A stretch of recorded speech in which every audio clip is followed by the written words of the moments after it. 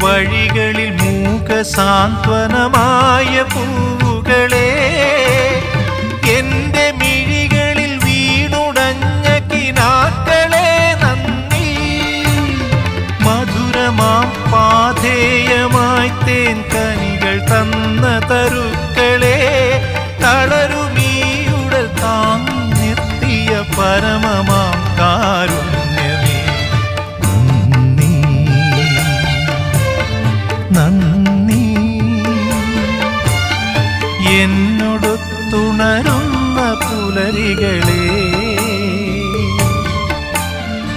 എന്നോടൊത്തു കിനാവു കണ്ടു ചിരിക്കുമിരവുകളെ,